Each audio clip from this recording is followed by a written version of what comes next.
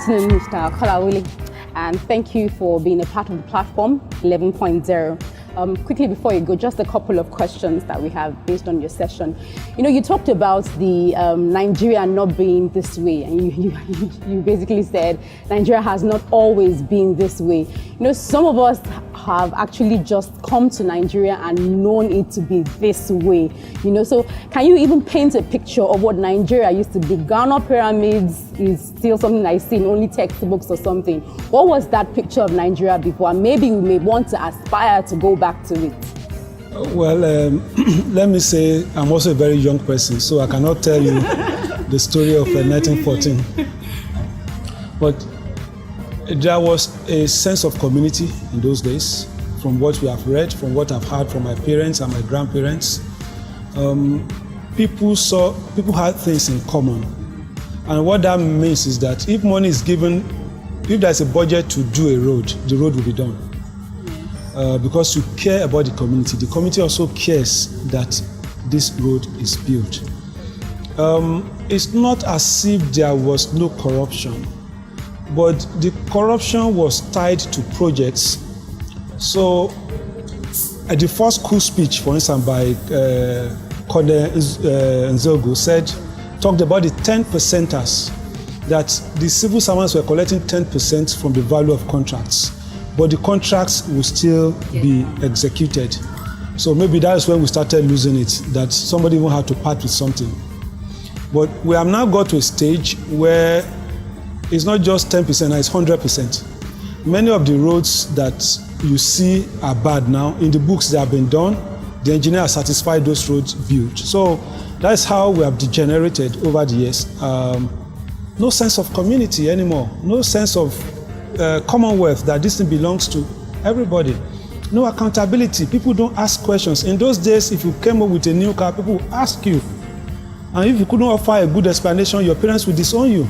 But now you come back without a car, they will disown you, that you just went to waste your time, that you are not a true son of your father. So that is the kind of situation we have found ourselves. And it's unfortunate. You also talked about the fact that leadership, definitely we know, is pivotal to development and all.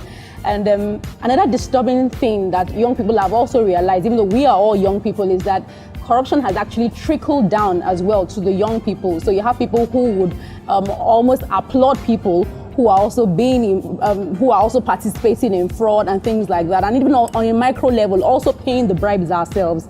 How are we as young people now going to change this situation? I look at corruption from I divide corruption into two. There is a corruption that is out of greed, and there is a corruption that is not that is good, but it's out of necessity. The one that is out of greed is when it's perpetrated mainly by the political leadership and their allies in the private sector. So a project of 1 billion is inflated to 10 billion. Insanity, pure greed. Now, the corruption is out of necessity because the system has broken down. So you have large-scale corruption, then you have retail corruption. Now, the retail corruption is perpetrated at government offices.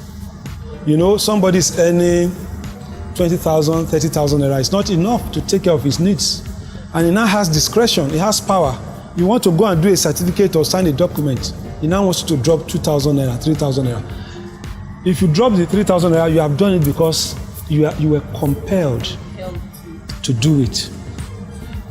So those are the two ways I see corruption. Of course, there will be other variants too, even under the same way I have. Now, if we can curb the one that I think is damaging, that is slowing down our development the most, is the large scale, the wholesale corruption, the one that is out of greed.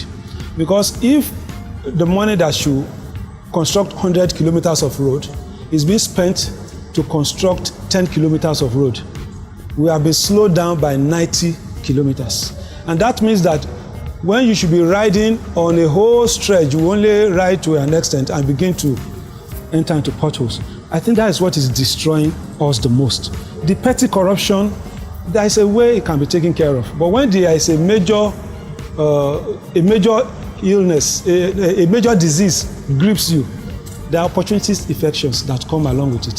So all this paying 2,000 naira bribe and all that, there are opportunities infections that came with the fact that government has broken down in terms of morals, in terms of accountability, transparency. On our own part, you talked about patriotism.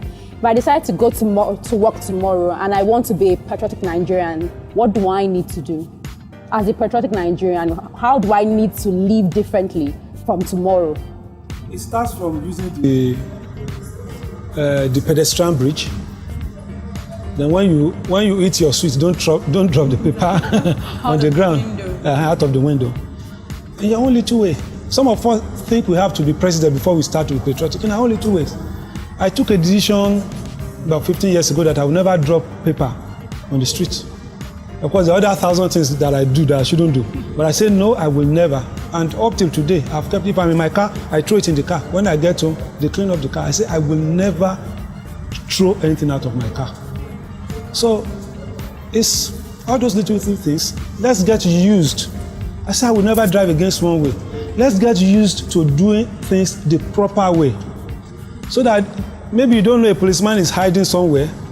If you're already used to doing it properly, you will not be arrested. But if you are used to cutting corners, you won't know that somebody is hiding, last man is hiding somewhere, and you just make that turn and they'll just grab you. And you will not come out of there until you have paid the last farthing. True. Thank you so much, Mr. Kolawole. It was wonderful having you on the platform. Thank you.